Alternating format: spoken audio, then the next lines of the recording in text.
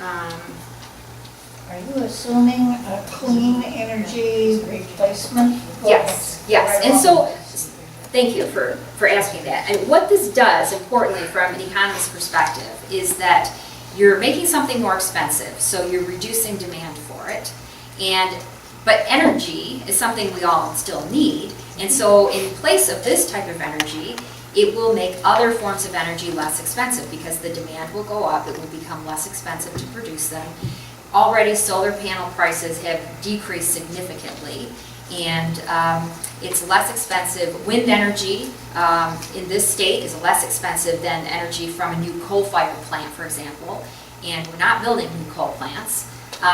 So this is the direction the market is already going. This would push it a lot faster, and we need it to be faster, certainly. But the technology is out there. We need more improvements. We need better storage, for example. We have to be able to answer the critics about intermittency and things like that.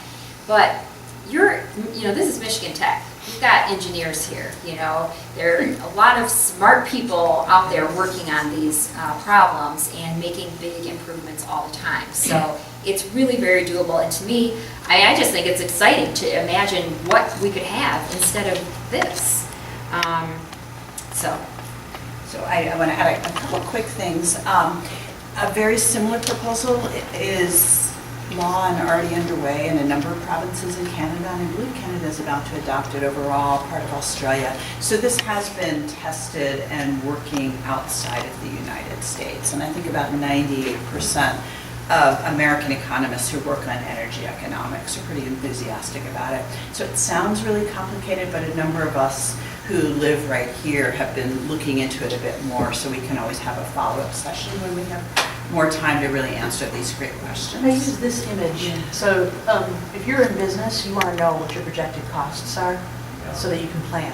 Right. And at this point, if we follow this plan, at some point, the writing's on the wall, we get to that crossover point that continuing on the old way of using fossil fuels is going to be more expensive.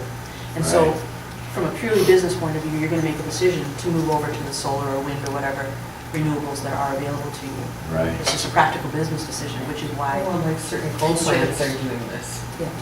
Yeah, investors are going to know that this is more expensive. They're going to make different choices. Manufacturers are going to know that they have to change their practices. Otherwise, the cost of doing business is going to grow for them. They can't keep passing on the price of burning fossil fuels to consumers when their competitors are putting solar panels up on their facilities and using cheaper energy. So The irony of the coal museum. I just wanted to say that. I love that Putting up solar panels. oh, right, yes, Oh, yeah. I saw that, yes. What do you have? Yeah. And that wasn't out of the goodness of their heart. That was out of a projection. It was going to save them costs in the short term. So I love that example. Thank you for bringing that up.